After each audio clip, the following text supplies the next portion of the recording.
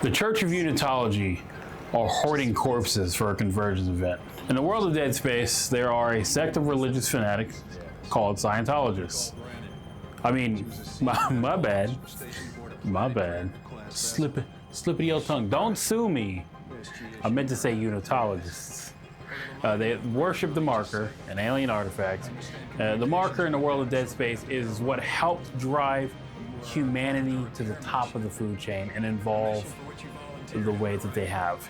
It forced the evolution of humanity to become a technological powerhouse, but not for our own benefit, for its own.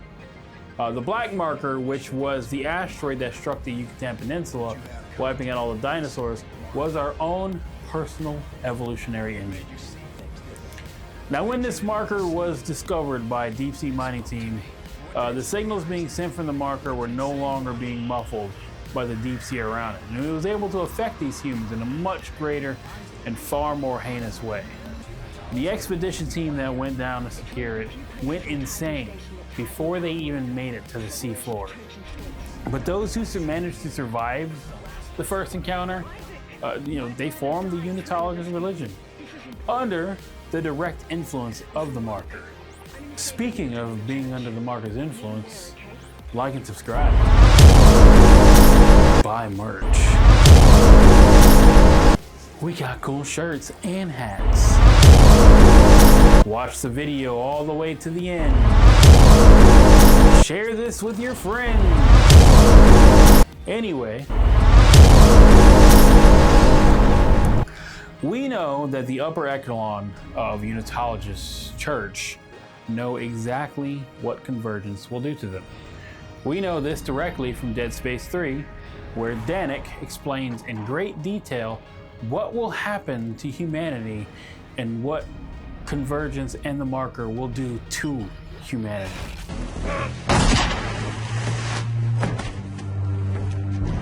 Isaac Clarke, just the man I was looking for. Oh, don't waste your energy. You're going to be dead in a matter of minutes. Pick him up. There's something I'd like you to see. There. You see that? That's a marker test lab. They're everywhere at all the major colonies and outposts. What do you want from me? As part of the marker test program, Isaac, you helped make them. And today, you of all people get to watch me set them free. No. You'll kill everyone. Death is only the beginning, Isaac. Nature must take its course, and I can't allow you or anyone else to stop that. Eyes forward, Isaac. Pay attention.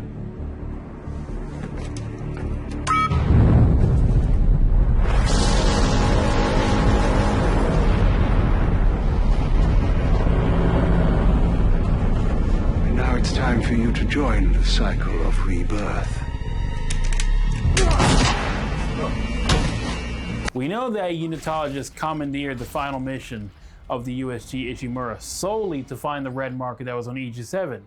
In Dead Space 3, we learned that Aegis 7 was a black site and only those in the highest level of EarthGov had the clearance needed to access anything related to Aegis 7 or any of the other Sovereign Colony red marker test sites. All this to say that EarthGov had become fully infiltrated by Unitologists. The experiments that EarthGov were doing that were disguised as energy research on the markers were more than likely run by Unitologist infiltrators. We don't get to see many of the research sites after Dead Space 2, but we do get to see the one at New Horizon Lunar Colony at the beginning of Dead Space 3, and Carver from Dead Space 3 was also, his backstory has another one of those. He's not his first marker experience either. So in Dead Space 3, we learned that the Unitologist army, known as the Circle, has completely overrun the EarthGov security forces on the lunar colony, which suggests that the Unitologists were deeply entrenched in the area long beforehand. So what does this have to do with the premise of the video essay? Well, I'm glad you asked. In the Dead Space remake, we learned that Isaac's parents were Unitologists, and in a psychotic fit, Isaac's mother, Octavia, signed away her body and belongings to the Church of Unitology and killed herself and her husband in a murder-suicide. Isaac was barred from even seeing her remains or visiting her grave. And you know, I had found that curious. It's something that I held on to. So when I was playing Dead Space 2, and you're being helped by Diana, who guides you through the Church of Unitology, and at some point sends Isaac through their corpse storage, you know, their little cryo storage for their corpses, and tells Isaac, it's very important you do not disturb the bodies. Granted, she says it far more desperately. Dana, you there? Isaac, I can't unlock the elevator. Can you do anything from your end? Let me see what I can do. Okay, once you're through, you'll go through the funerary wing of the church and down into the crypt. It's very important you not disturb. No, Earthcub can't jam us in here. Not in here. Dana! Important that I want. But when she said that, you know, I know who Diana is by this point. It's not the first time playing Dead Space 2. And it just clicked. The Church of Unitology puts the bodies in cryostasis to preserve them as much as possible. So when a convergent event draws near, they can unleash their corpse pile upon the necromorphs to expedite the convergence event. Now, rank and file Unitologists are under the assumption that through cryogenesis, they will ascend and be reborn. But they have been duped, which is a pretty standard relationship between the religious and their leaders. So Dead Space 2 specifically, a Unitologist tech mentions that a few of the cryopods have had errors causing bodies to thaw and have caused them to lose a few bodies to decomposition, which is why there are a few necromorphs in the cryo chamber with us. But because the outbreak broke out so fast, the Unitologists in charge didn't have time to prepare their ready-made army, so they stayed frozen through the course of the game. Not that it really made any difference, a convergence event was still able to occur through sheer destruction of the outbreak with regular population of Titan. But this is why the Unitologists are so serious about their dead. This is why the brainwashing of the Unitologist Church is so important. While yes, on one hand, having armies of people sign away their bodies and belongings sure helps the coffer of an organization, but the goal is the bodies. It's just nice to have the money, you know? The Unitologists were dead serious about convergence, and the upper crust of the religion understood that more than anyone. This is why Danik gave himself willingly to the Brethren Moon in Dead Space 3. There's more than one kind of right.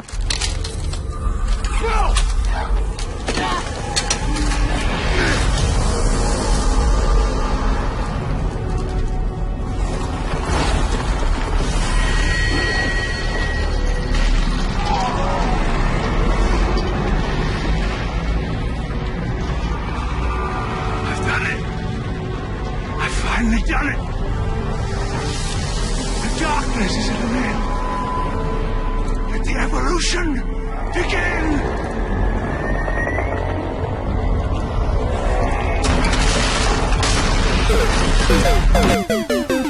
Now, granted, all religions are like this. Leadership always exploits their flock for their own personal gain. And while there are a few good people who don't do so, they still feed the machine and lines the pocket of those who only seek to help themselves. Anyway, Dead Space 2 is a banger of a game. Even with the remake, you know, having come out, it still remains the best in the trilogy. The new weapons we get in this game are just bangers. The Javelin gun will forever be one of my favorite weapons in the entire series. The Dead Space 3 Javelin gun doesn't even come close to second. The gameplay in Dead Space 2, while more action focused, is still rock solid. And there are times when the game can and will scare the piss out of you. And in my opinion, is the scariest game in the series. The way we experience the story in this one is far more fluid and reactive, which is so damn nice. And while Isaac is still running around fixing damn near everything, it feels more like Isaac wants to do these things over the first, where all he really wanted to do was to find Nicole.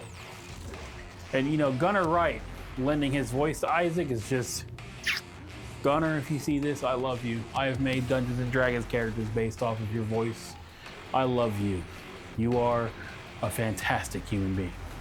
Gunnar did such a great job, not to glaze Gunnar anymore, but he did such a great job that when they remade the first game, Isaac came back fully voiced by Gunnar. And it was a testament to how well he performed in Dead Space 2 and 3. Now at this point, it's been 14 years since Dead Space 2 released, and it is still an incredibly smooth experience to have. I had the game running at a smooth 190 FPS on the AMD RX 7800 XT. Now, if you're having trouble getting excessive frames in Dead Space 2 with an AMD card, switch off VSync in the game options. Works easy peasy. Now, I know this isn't the normal review we do here, but I am working on a full Dead Space 2 review. So you have that to look forward to. Granted, I won't be talking about the whole game. I will be talking specifically about how the first chapter is the single greatest tutorial chapter ever made. Ever. It is so fantastic. Like, I love the tutorial chapter for Dead Space, and I cannot wait to talk to you about it. Anyway, if you made it this far, please like and subscribe. As I said before, we are getting dangerously close to being made partner here on YouTube, and I would really love to do that by the end of the year. It's getting a little harder just because I had about 1,000 view hours drop off, which that's not y'all's problem. That's a me problem. Just like and subscribe. I got more stuff coming. Well, after this one comes out, we got Death Stranding 2, Resident Evil 1, that other shitty Resident Evil clone, Elise, and also I'll be doing Dead Space 2 Severed, the DLC that is locked console. Very excited about that one.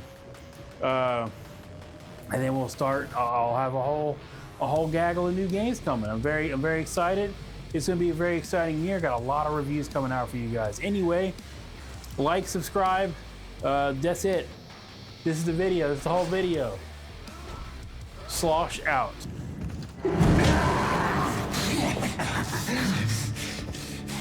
Come on, man. Patient 4. I remember you.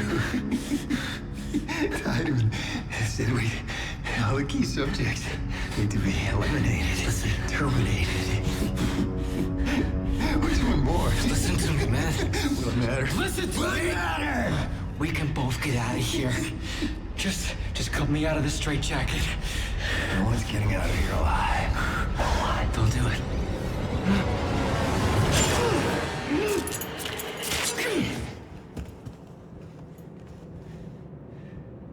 There's no escaping from what I've done. Take it easy, buddy. Just take it easy. Your rig is red. It's red. There's a health pack and a flashlight in that wall locker. You should grab them. Go ahead. Take it. I won't be needing it anymore. Isaac, we're all gonna burn for what we did to you.